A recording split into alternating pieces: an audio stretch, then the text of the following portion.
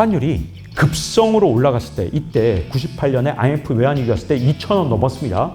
이렇게 급성으로 올라간 건 금방 내려와요. 그런데 이때부터는 환율이 만성적으로 올라가는 게 보이시죠? 그래프로만 봐도. 그러니까 스마트 머니들은 그냥 달러로 복리 효과를 누리면 앞으로 한 3에서 7년 동안은 달러로 이자가 더 많이 생기잖아요.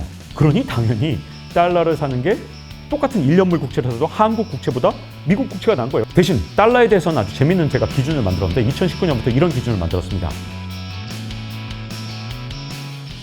저는 앞으로의 경제 상황이 엔드게임 상황이라고 생각하거든요. 엔드게임 하면 또 세상 멸망한 것처럼 생각하시면 안 되고요. 경제학에서 엔드게임이라는 표현을 쓸 땐 어떤 때 보통 비유를 하냐 하면 정부나 금융당국이 쓸 수 있는 수단이 거의 다 썼어요. 금리 다 낮춰받고 막 돈도 다 뿌려받고 다 했는데 이제 더 이상 쓸 수 있는 수단이 남아있지 않다? 그래서 이걸 엔드게임이라고 부릅니다. 자, 그러면 지금 금융당국이 왜 쓸 수 있는 수단이 별로 없느냐? 여러분, 옛날에는 정말 금융당국과 미국 정부 그리고 한국 정부에 어마어마하게 정책 수단이 많았습니다. 대표적으로 금리 인하예요.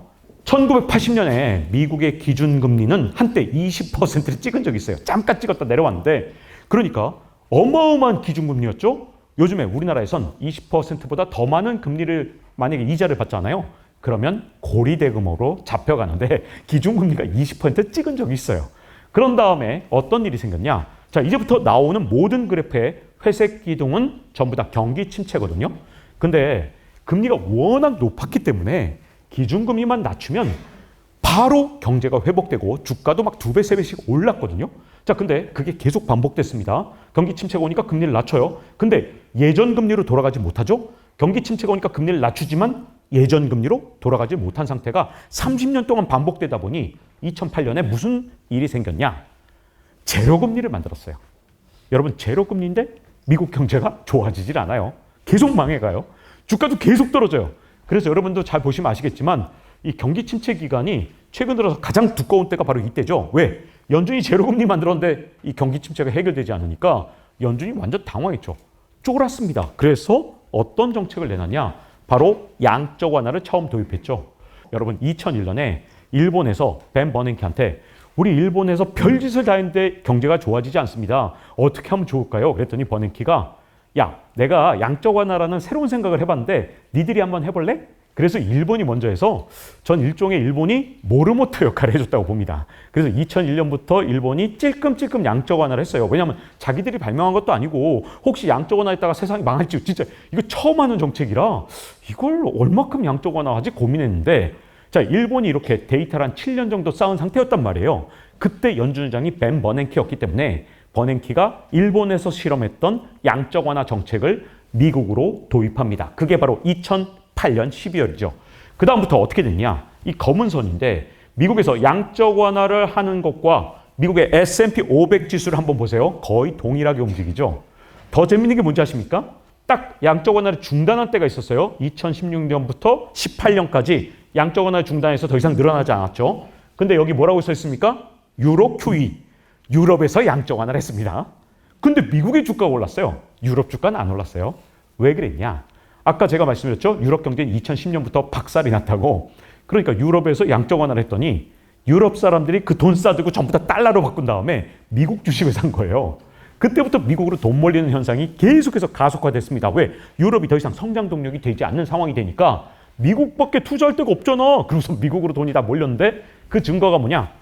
미국은 양적 완화 중단했는데 유럽이 양적 완화하니까 미국의 S&P 500 지수가 올라가는 기적 같은 일이 일어나서 미국의 S&P 500 지수는 계속 올라갑니다. 자, 2008년 이후의 증시는 저는 진짜 딱 하나밖에 이제 설명이 되지 않는다고 봐요. 전체적인 지수를 올리는 효과는 일단 연준이나 한국은행이 돈 뿌린 만큼 오릅니다. 거의 확실해요. 그 다음 두 번째, 미국 정부나 한국 정부가 돈을 뿌린 만큼 오릅니다. 이 두 가지를 타고 오르는 게 가장 커요. 그래서 연준이나 미국 정부가 돈을 계속 뿌리는 한은 주가가 웬만해선 떨어지기가 어려운 상태가 2008년부터 계속되고 있습니다. 돈으로 펌프질해서 계속 올리는 건데, 자, 그러면 이제 궁금해지죠. 연준은 무한정 돈을 뿌릴 수 있고 미국 정부는 무한정 돈을 뿌릴 수 있는가? 아무리 달러를 하더라도 그게 가능한가? 이 연준이나 미국 정부가 돈을 못 뿌리게 만드는 저승사자가 하나 있습니다. 그게 뭐냐? 여러분, 바로 물가예요. 기축통화의 지위를 잃어버릴 수도 있다라는 공포가 있기 때문에 물가가 3%를 넘어서면 그때부터 긴장하고 4%가 넘으면 긴축을 하기 때문에 물가가 항상 돈을 뿌리는데 저승사자라 물가가 오르면 여러분 이제 이해하실 거예요. 미국에서 CPI 발표하는 날 주가가 막 출렁거리죠. 미국에서 유일하게 무서워하는 게 CPI 발표하는 거예요. 그리고 PCE 물가지수 발표하는 거 왜 무섭냐? 기축통화의 지위를 지키는데 가장 중요한 게 결국은 물가지표라. 만약에 달러가 물가 대비 휴지가 되면 기축통화의 지위가 약화되고 금값 폭등하고 점점 이 달러라는 게 힘이 약해지거든요. 그래서 여러분들이 PCI 발표할 때마다 항상 곤두서는 겁니다. 자, 근데 우리나라는 과연 소비자 물가지수가 저승사자일까요? 우리나라 물가지표는 진보나 보수 정권 이거 떠나서 그냥 우리나라 개국부터 통계청에서 물가지표를 잘못 만들어서 한국은 물가지표가 물가를 전혀 반영하지 못하고 있습니다. 자, 그러면 한국에서 겁내는 건 뭘까요? 대한민국에서 돈을 마구 뿌리고 싶어 죽겠는데 딱 하나 걸리적거리는 게 있다면 바로 환율입니다. 왜? 물가지표야 정부가 발표하는 거니까 이 지수를 잘못 만들면 얼마든지 이걸 엉망으로 우리 왜곡해서 알려줄 수 있지만 환율은 시장에서 외국인 투자자부터 시작해서 정말 스마트 머니들이 바로 달러로 바꿀지 원화로 바꿀지 이걸 결정하는 곳이기 때문에 환율이 변화하면 특히 환율이 우리나라는 세계의 마지노선인데 지금은 옛날에 뭐 1200원이었지만 지금은 이제 어떻게 되냐. 한국은행의 최근에 한 2, 3년 동안의 동향을 보면 1400원이 첫 번째 마지노선. 이때부터는 약간 긴장을 하더라고요. 그리고 1450원이 넘으면 더 이상 돈을 못 부려요. 1500원 넘으면 긴축도 하는 것 같아요. 그래서 환율이 가장 중요한 지표 중 하나입니다. 자, 그래서 우리나라도 똑같아요. 미국도 똑같아요. 돈을 뿌린 만큼 그건 뭐 정부가 뿌리든 아니면 한국은행이 뿌리든 똑같습니다. 그러면 자산 가격이 오르는데 여러분 재밌는 게 있지 않습니까? 미국은 주가가 오르는데 왜 우린 집값이 오를까요? 여러분 미국은요.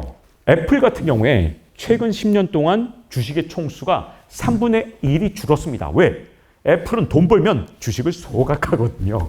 그래서 주식의 총수가 3분의 2 수준으로 줄어드니까 항상 주가가 올라가는 걸 사람들이 봐서 다들 파블로프의 개처럼 금융시장이 변했는데 야, 연준이 돈 찍는다, 미국 정부가 돈 뿌린다 이렇게 땡땡땡땡 종이 울리면 전부 다 돈 싸들고 가서 주식을 사는 겁니다. 왜? 주식의 총수가 계속 줄어왔기 때문이죠.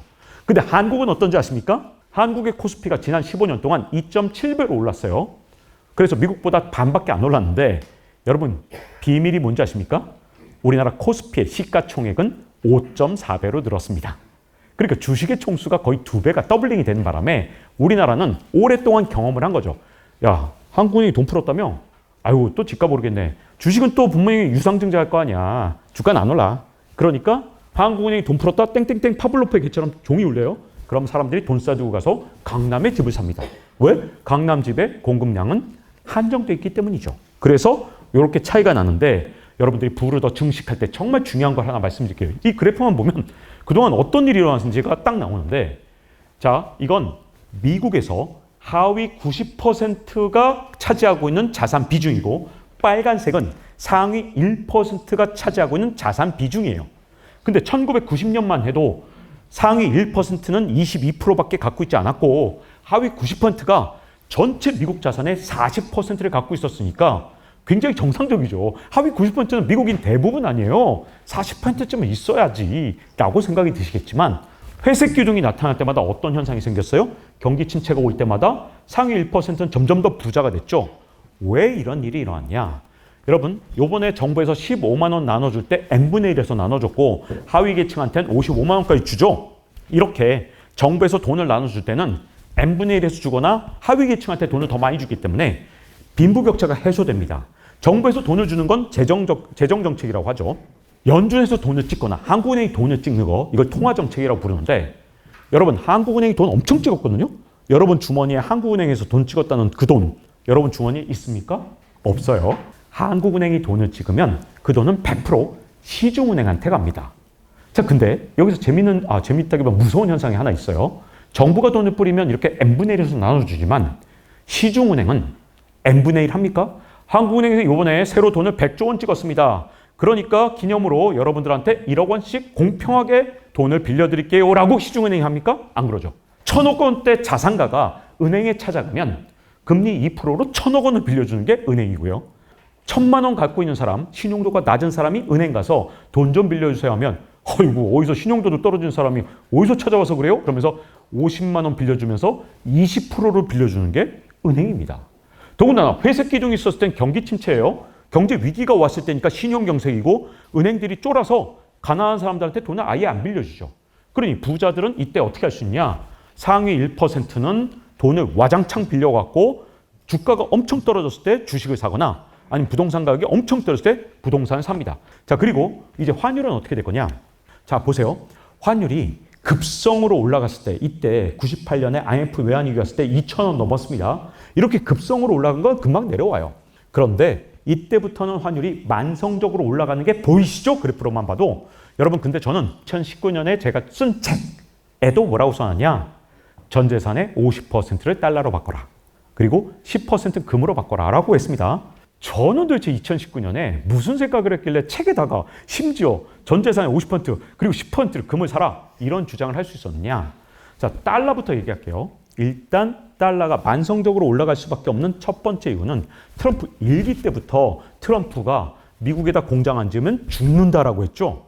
자, 그래서 우리나라 대기업들의 행동이 바뀌었습니다. 어떻게 바뀌었냐면 예전에는 수출을 해서 왕창 돈을 벌면 100% 원화로 환전해서 한국에 공장을 지었는데 트럼프 일기 때부터 미국에다 공장 지으라고 그때부터 협박이 시작되니까 우리나라 대기업들이 딱 월급만큼만 환전을 하고 나머지 돈은 전부 달러로 보유하고 있더라고요. 그래서 달러 공급이 막혀버렸습니다. 그 다음 두 번째 문제는 뭐냐? 여러분 국민연금이 어떤 일을 하고 있냐면 전체 들어온 돈의 26%는 한국 채권, 15%는 한국 주식. 그럼 나머지 60%는 어디다 투자할까요? 달러에 투자합니다. 그럼 이제 많은 사람들이 욕해요. 코스피 투자하는 사람들은 국민연금이 나쁜 놈들이라서 그렇게 하는 게 아니고요. 국민연금에 돈이 들어올 때는 코스피가 뭐 5천, 6천도 갈 수 있겠지. 모든 돈을 다 넣으면 되겠죠. 근데 문제는 언젠가 국민연금은 반드시 빼나가는 돈이 더 늘어나는 때가 오는데 그때 한국 채권을 국민연금이 팔기 시작하잖아요. 그럼 금리가 7%였다가 20% 갑니다. 진짜 한 방에 가요. 그리고 우리나라 코스피에서 국민연금이 주식을 팔기 시작하면 그때 주가가 예를 들어 4천이었다 하더라도 단방에 1,000 갑니다. 왜? 국민연금은 연모단의 고리이기 때문이죠. 그래서 국민연금이 지금 현재 전체 투자 금액의 정확하게는 56%만큼 달러에 투자하고 있고 이 비중을 늘려서 나중 가면 60%를 달러에 투자하려고 하고 있습니다. 근데 우리가 내는 돈이 9에서 13%로 점점 늘어나니까 예상보다도 더 격하게 움직이겠어요? 어떻게 움직입니까? 국민연금은 끝없이 달러를 살 거예요.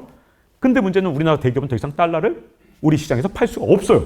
그러니 두 가지 원인 때문에 문제가 되겠죠. 그 다음 마지막 세 번째. 제가 앞으로 3에서 7년은 금리가 우리가 상대적으로 미국보다 낮을 거라 그랬죠. 지금 오늘은 미국의 1년물 국채금리가 아마 4.2쯤 될 거고요. 우리나라 1년물 금리는 2.2쯤 될 겁니다. 한 2% 차이 나요. 그러니까 스마트머니들은 그냥 달러로 복리 효과를 누리면 앞으로 한 3에서 7년 동안은 달러로 이자가 더 많이 생기잖아요. 그러니 당연히 달러를 사는 게 똑같은 1년물 국채를 사도 한국 국채보다 미국 국채가 난 거예요. 심지어 우리나라 정기예금 하는 것보다 미국 국채 사면 금리가 더 높아요. 그래서 저는 지속적으로 달러로 사람들이 바꿀 것이다 라고 생각을 했기 때문에 2019년에 환율이 1,060원일 때 그런 주장을 했고요. 자, 그러면 금은 도대체 왜 사라 그랬냐? 금액은 틀렸을 수 있습니다. 저도 6년 전에 떠든 거라 잊어버렸는데 대충 이랬어요.